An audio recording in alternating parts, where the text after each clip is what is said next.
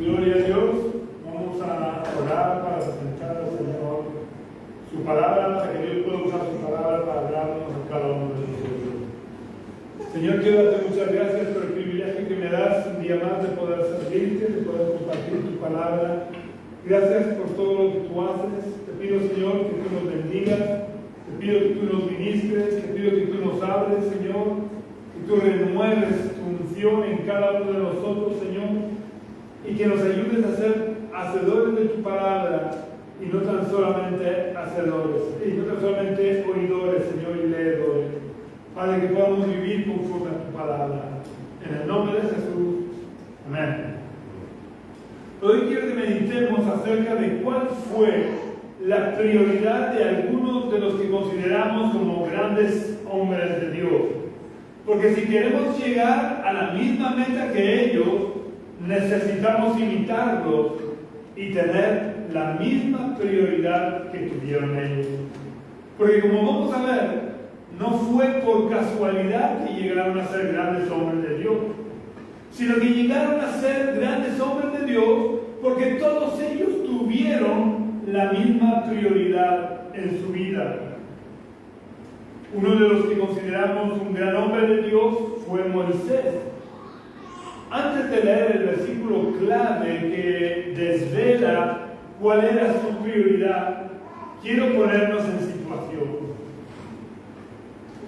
Dios, después de tratar con Moisés durante 40 años en el desierto para transformar su carácter y hacer que pasara de ser un hombre orgulloso que había sido criado en la corte del faraón, Dios trató con él en el desierto para que llegara a ser el hombre más manso de toda la tierra. Después de transformar su carácter, se le aparece en una casa, lo llama y lo envía a liberar a su pueblo que estaba siendo esclavizado en tierra de Egipto por un periodo ya de alrededor de 400 años. Dios, después de enviar sus juicios contra Egipto, hace que el pueblo salga de Egipto con grandes riquezas y hace delante de ellos grandes señales, como por ejemplo la de abrir el Mar Rojo, que el pueblo de Israel pasara en seco, porque no es ya solo que se abrió el Mar Rojo, sino que se secó la tierra. Y el pueblo de Israel pudo pasar en seco. Sin embargo, cuando el ejército de Egipto, uno de los más grandes y poderosos de su tiempo, quisieron pasar, murieron todos ahogados en el mar. Lo que cabría esperar después de estas señales y milagros que el pueblo de Israel vio y experimentó es que siguieran a Dios fielmente, sin apartarse de su perfecta voluntad. Porque habían visto la bendición que suponía la obediencia a Dios y la maldición que suponía oponerse a Dios. Pero no aprendieron la lección. Poco tiempo después de salir de Egipto, el pueblo de Israel se rebeló contra Dios. Y esto se debió fundamentalmente porque el pueblo de Israel arrastraba un problema más grande que el de la esclavitud física que habían sufrido durante los 400 años. El pueblo de Israel, después de tantos años de esclavitud física, había experimentado la esclavitud emocional y espiritual. Y aunque ya en este momento habían salido físicamente de Egipto y ya no estaban en esclavitud física, seguían teniendo en sus corazones la esclavitud de Egipto. Una de las primeras veces que se rebelaron contra Dios fue al poco tiempo de haber salido de Egipto. Cuando Moisés subió al monte para recibir las tablas de la ley, como Moisés tardaba en regresar, el pueblo de Israel se impacientó y se cansó de esperar el retorno de Moisés. Así que le pidieron a Aarón que les hiciera becerros de oro para adorarlos y rendirles culto y decir: estos son tus dioses que te sacaron de Egipto. Al ver Dios lo pronto que el pueblo de Israel se había apartado tras la idolatría, Dios le dijo a Moisés que los iba a matar a todos y que de su descendencia levantaría un nuevo pueblo. Pero gracias a la intercesión de Moisés en favor del pueblo, Dios accedió a la petición de Moisés y le dijo a Moisés que no los destruiría. Pero a cambio le dijo que no iría con ellos por el desierto. Él dijo que los introduciría en la tierra prometida, pero que su presencia no iría con ellos. El motivo de no querer acompañarlos, como no podía ser de otra manera, era bastante lógico, porque Dios, al ser un Dios santo, si caminaba con ellos, acabaría teniendo que destruirlos por completo por la rebeldía y la dureza de corazón del pueblo de Israel.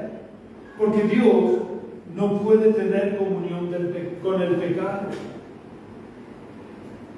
Pero Dios le dijo a Moisés que no se preocupara, que aunque su presencia no fuera con ellos, no los abandonaría ni los dejaría solos, sino que les enviaría un ángel para que el ángel fuera delante de ellos y los introdujera en la tierra prometida. Yo la verdad es que me hubiera dado por satisfecho. La presencia de Dios no va a venir conmigo, pero Dios va a enviar a un ángel que me va a acompañar durante todo el camino, peleando mis batallas. No solo contra mis enemigos, no solo contra nuestros enemigos, sino también librándome de la responsabilidad de enfrentarme al pueblo de Israel en sus muchas rebeldías.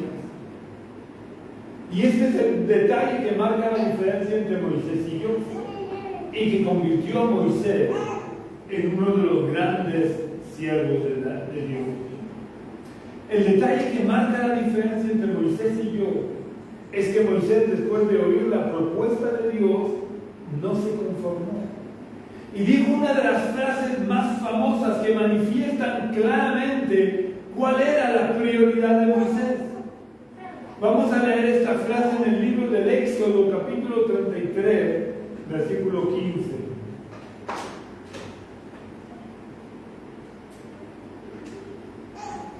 En Éxodo 33, 15 dice: Moisés respondió: si tu presencia no ha de acompañarnos, no nos saques de aquí. A Moisés no le bastaba que los acompañara un ángel.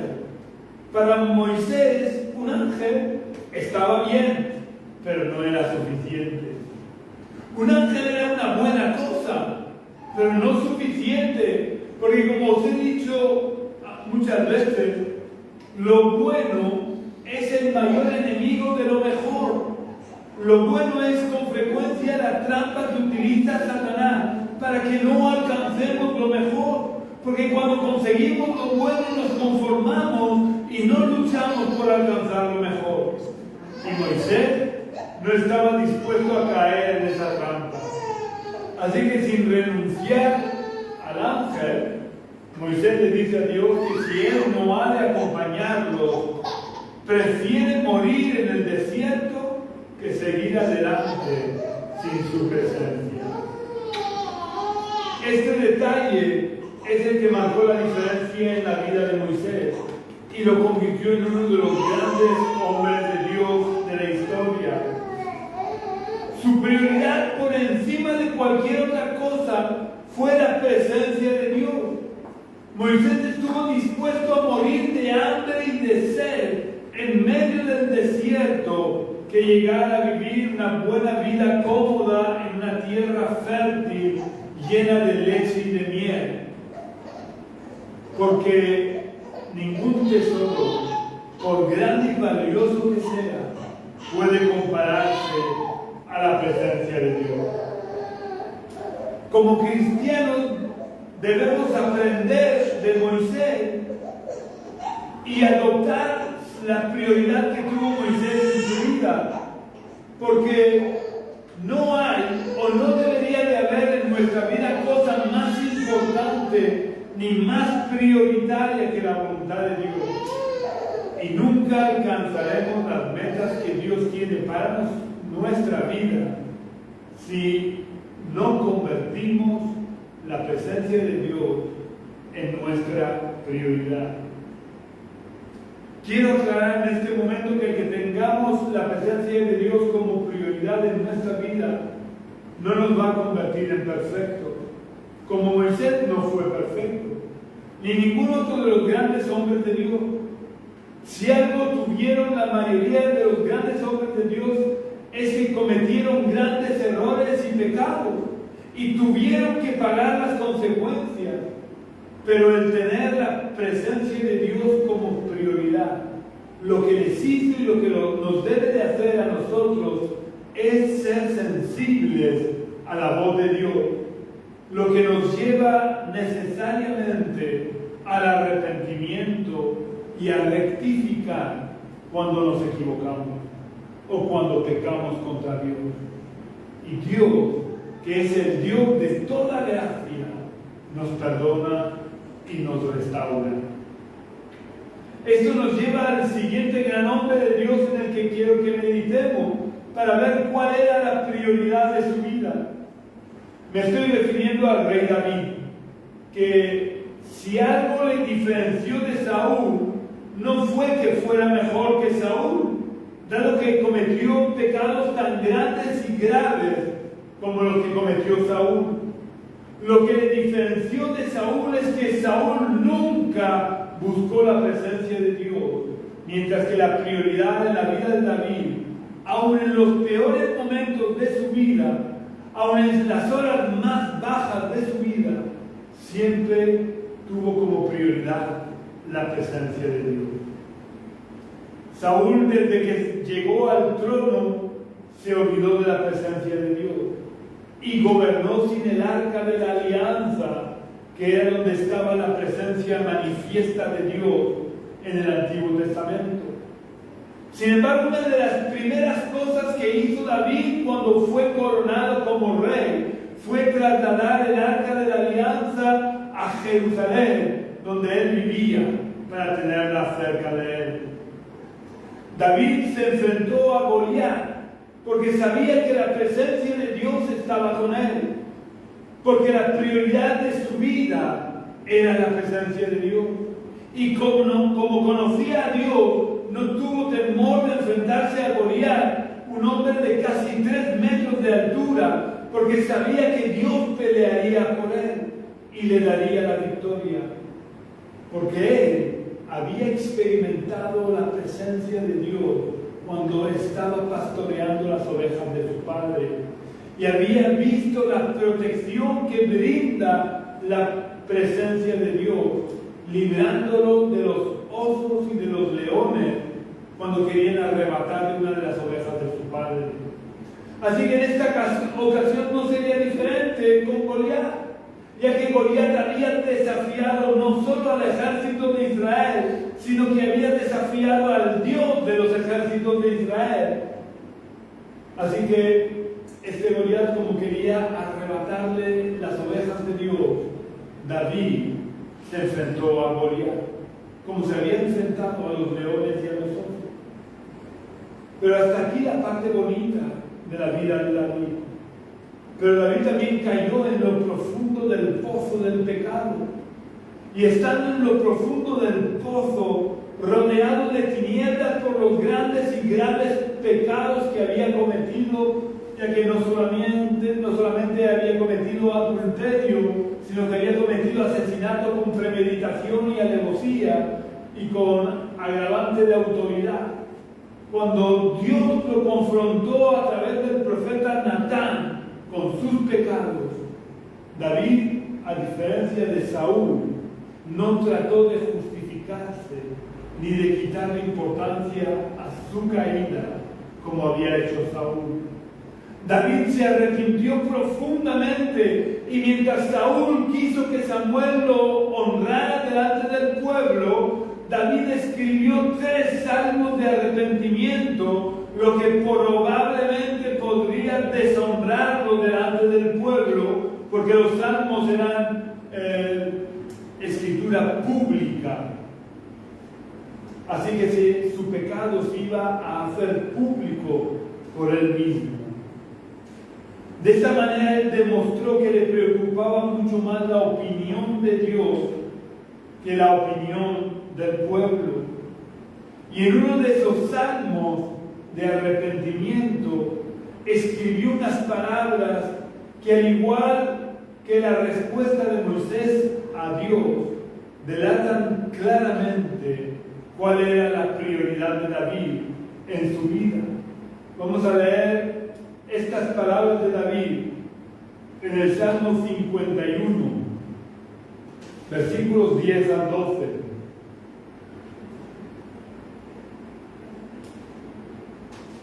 En este salmo de arrepentimiento, David escribe en los versículos 10 al 12: crea en mí, Dios, un corazón limpio y renueva un espíritu recto dentro de mí.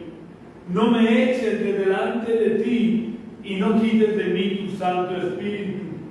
Devuélveme el gozo de la salvación y espíritu noble me sustente. Lo que David más deseaba era que Dios creara un corazón limpio en su interior, pero no como una meta en sí misma, sino como un medio para que la presencia de Dios no se apartara de él. David sabía que Dios no puede tener comunión con el pecado. Esto claramente quedó manifestado en la cruz, cuando Jesús clamó estando en la cruz: Dios mío, ¿por qué me has desamparado? Dios tuvo que desamparar a Jesús en la cruz porque estaba cargando con todos nuestros pecados. Porque al desamparar a Jesús en la cruz se podría consumar el sacrificio de la expiación por nuestros pecados, y de esa manera no tendría que abandonarnos a nosotros nunca, jamás. Así que, volviendo a David, como David conocía a Dios por todo el tiempo que a lo largo de su vida había dedicado a buscar prioritariamente la presencia de Dios, sabía que no podría buscar la presencia de Dios mientras su corazón siguiera manchado por el pecado. Por eso necesitaba un corazón limpio, y por eso le pide a Dios que creara en su interior un corazón limpio, que no estuviera manchado ni contaminado por el pecado. Pero como digo, esta no era la meta de David, sino el medio para conseguir la meta que de forma prioritaria había buscado a lo largo de toda su vida, que era buscar y vivir en la presencia de Dios, como lo expresa claramente el versículo 11 que hemos leído, que dice: no me eches de delante de ti y no quites de mí tu Santo Espíritu.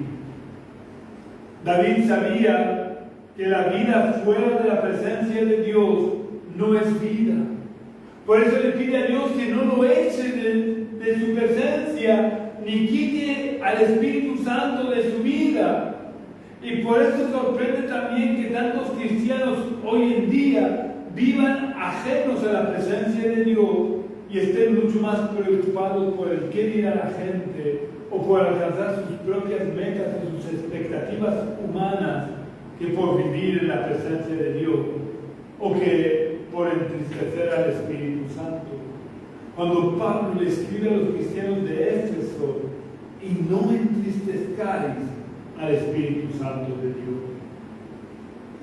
David tenía muy claro que lo más importante y lo más prioritario en la vida debe de ser la presencia de Dios, y que el Espíritu Santo habite en nuestros corazones y nos sustente. Así que nosotros, que tenemos o deberíamos tener mayor revelación de Dios que la que tuvo David, deberíamos de tener claro que David, como David, que nuestra prioridad debe de ser la presencia de Dios y que debemos anhelar ser sustentados por el Espíritu Santo. El último ejemplo que vamos a ver de otro de los grandes hombres de Dios que mostraron claramente que su prioridad era la presencia de Dios es el caso del profeta Eliseo, que sin ser el autor de ninguno de los libros proféticos del Antiguo Testamento, fue uno de los mayores profetas de Israel. El inicio de su llamado lo podemos encontrar en el primer libro de Reyes, capítulo 19, versículos 19 al 21.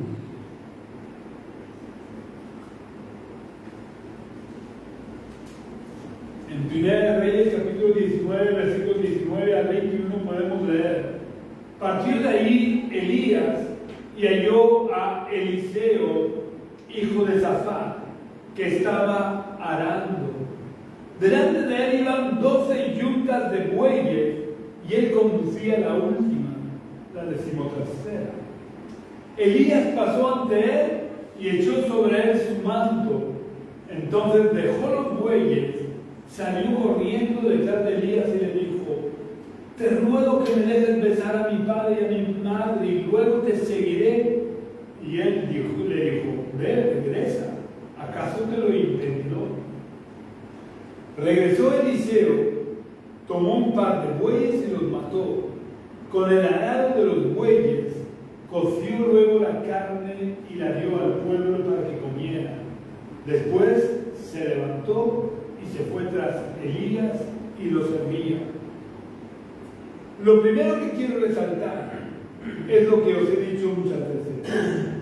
Dios no llama nunca a vagos. Eliseo no estaba tomando el sol en la playa, a pesar de poder hacerlo, porque Eliseo pertenecía a una de las familias ricas. Porque si se nos especifica que había delante de Eliseo 12 yuntas de bueyes, es porque eso nos indica que Eliseo pertenecía a una familia rica, porque una familia normal podía tener una o a lo sumo 2 yuntas de bueyes para arar su trozo de tierra. Por lo que si la familia tenía 13 yuntas de bueyes, es porque eran dueños de una gran extensión de tierra y por tanto eran una familia rica, por lo que Eliseo podía perfectamente vivir sin trabajar, contratando a jornaleros que trabajaran por él. Lo segundo que quiero destacar es que cuando Elías le echa el manto encima como señal de su llamamiento, Eliseo no se lo piensa 2 veces y escoge seguir a Elías con un futuro incierto. Tenía que escoger entre un futuro cierto, cómodo, con su casa, viviendo en casa de sus padres, siendo rico, o vivir una vida incierta, sirviendo a Dios a través de servir en primer lugar a un profeta que a veces había sido alimentado con cuervos porque no tenía que comer.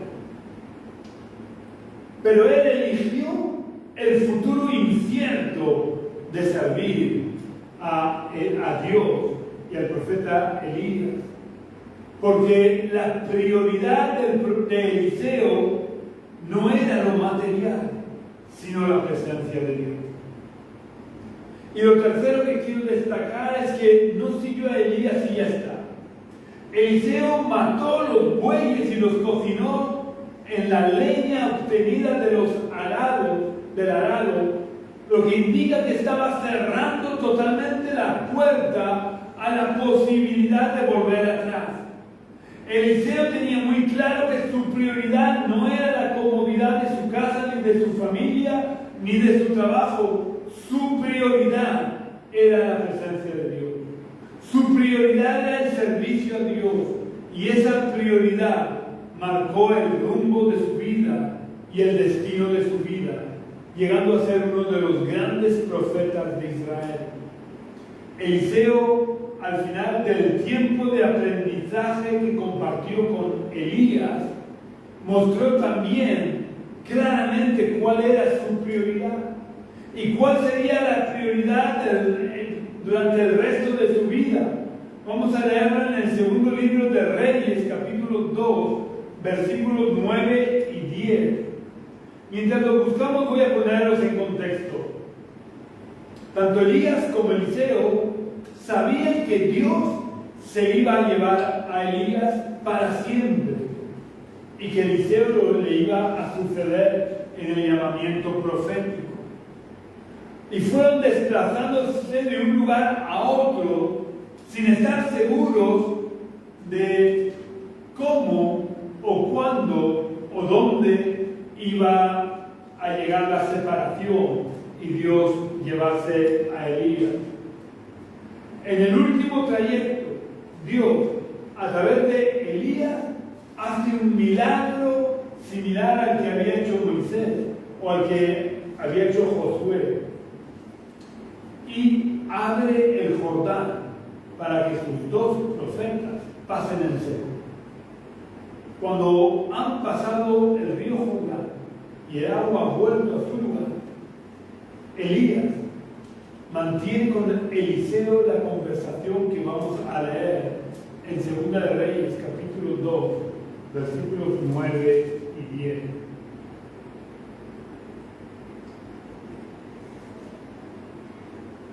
En estos versículos se nos relata: en cuanto pasaron, Elías dijo a Eliseo: pide lo que quieras que haga por ti antes de que yo sea arrebatado de tu lado. Eliseo dijo: te ruego que me dejes una doble porción de tu espíritu. Cosa difícil has pedido, le respondió Elías. Si me ves cuando yo sea separado de ti, te será concedido, pero si no, no.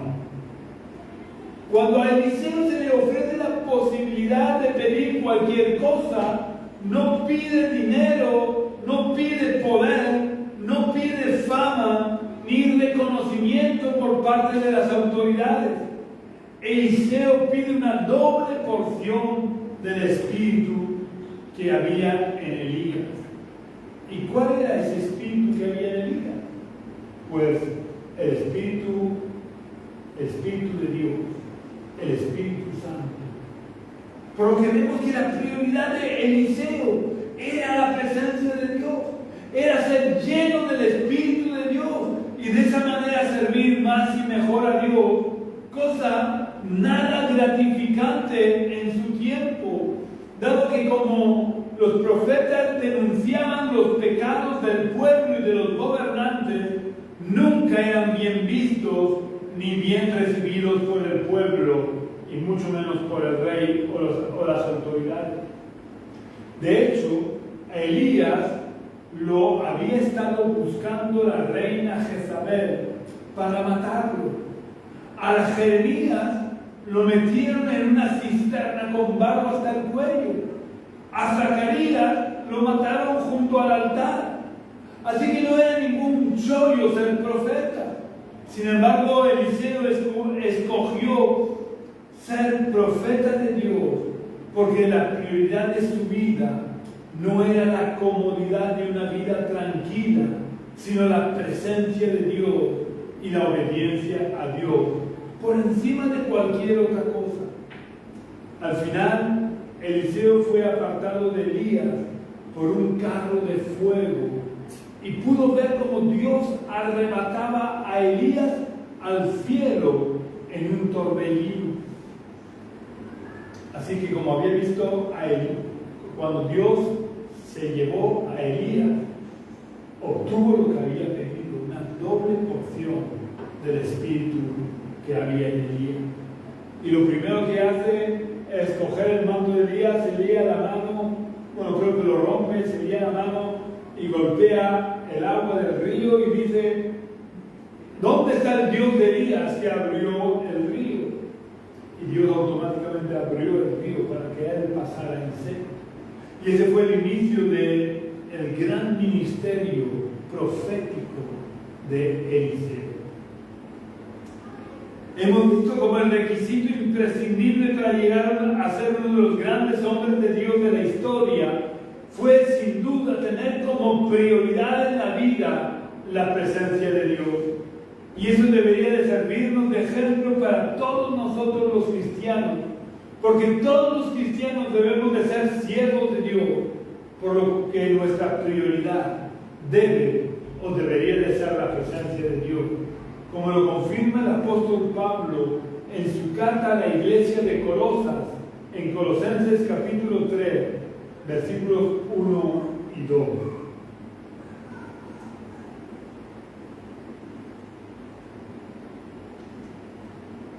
Pablo dice en Colosenses 3, versículos 1 y 2, si pues habéis resucitado con Cristo, buscad las cosas de arriba, donde está Cristo sentado a la diestra de Dios. Poned la mira en las cosas de arriba, no en las de la tierra.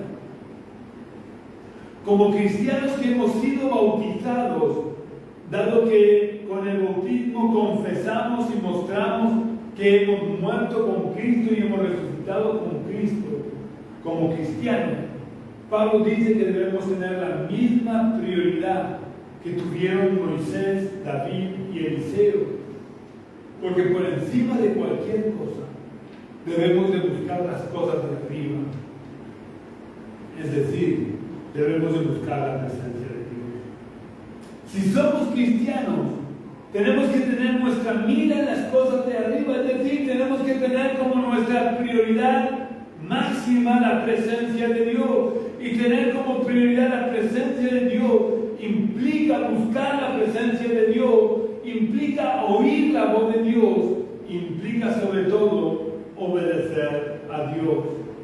Jesús, al final de la gran comisión, le dijo a sus discípulos, y yo estoy con vosotros todos los días hasta el fin del mundo. La voluntad de Jesús es que su presencia esté con nosotros todos los días hasta el fin del mundo. Pero, ¿queremos nosotros de verdad la presencia de Dios en nuestra vida? ¿Es la presencia de Dios nuestra prioridad?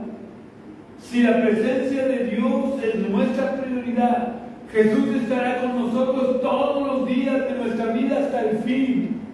Y después de nuestra vida, estará con nosotros en la vida eterna, en la eternidad. Pero si no anhelamos la presencia de Dios, si le damos la espalda a la presencia de Dios en nuestra vida, Jesús no va a obligarnos a soportarlo, no va a obligarnos a soportar su presencia, ni en esta vida, ni en la eternidad, por lo que nuestro destino eterno será el infierno. Por eso nuestra prioridad en la vida marcará no solo nuestro destino terrenal, sino lo que es más importante, marcará nuestro destino eterno. Esta es la decisión más importante que debemos de tomar en la vida. Decidir cuál queremos que sea la prioridad de nuestra vida. La presencia de Dios o nuestros gustos, nuestros deseos y nuestra voluntad. Si tu decisión es convertir la presencia de Dios en la prioridad de tu vida, lo primero que tienes que hacer es abrirle la puerta de tu corazón a Jesús. Y para ayudarte a dar este paso, te invito a que cierres por unos momentos tus ojos y repitas la oración que voy a hacer. Vamos a orar. Señor y Padre Celestial, quiero pedirte perdón por mis pecados. Yo reconozco mis pecados, reconozco que hasta ahora he vivido conforme a mi voluntad, de espaldas a tu perfecta voluntad, y me arrepiento y te pido perdón. Quiero abrirte las puertas de mi corazón para que entres en mi corazón y puedas reinar en mi vida. Gracias, Señor, por todo lo que tú haces. Gracias por todo. Toma el control de mi vida desde hoy y para siempre, en el nombre de Jesús. Si has hecho la oración, no dejes de buscar una iglesia donde se predique de verdad el Evangelio y no tradiciones humanas, y te unas a ellos, Porque todos somos miembros de un cuerpo, la iglesia, y los miembros del cuerpo no podemos vivir aislados como llaneros solitarios. Y si no has hecho la oración, no dejes de aceptar a Jesús en tu corazón y de arrepentirte de tus pecados, porque quizás mañana sea demasiado tarde. Muy importante también es que compartas este culto en tus redes sociales para que el Evangelio se pueda ir extendiendo lo más posible. Ya sabéis que si queréis contactar con nosotros o visitarnos y compartir el culto de forma presencial con nosotros, podéis venir aquí a la calle Río Júcar, número 19 bajo, del barrio de los Dolores de Cartagena, que es el lugar donde tenemos nuestras reuniones presenciales, los domingos a las 11 de la mañana. Si queréis visitarnos seréis muy bienvenidos, aunque por motivos personales el domingo próximo no tendremos culto presencial en este lugar, por lo que pondremos en esta página de Facebook el enlace al culto de la iglesia en el puerto de Sagunto. Si desean visitarnos y compartir de forma presencial con nosotros el culto, si Dios quiere, nuestro próximo culto presencial será el domingo 19 de julio. También puedes contactar conmigo a través del teléfono que figura en esta página de Facebook de la Iglesia Génesis, o puedes visitar nuestra web iglesiagenesis.jingofree.com. Iglesia Génesis se escribe tal cual suena, todo junto, sin acentos, sin mayúsculas. .jingofree, deletreado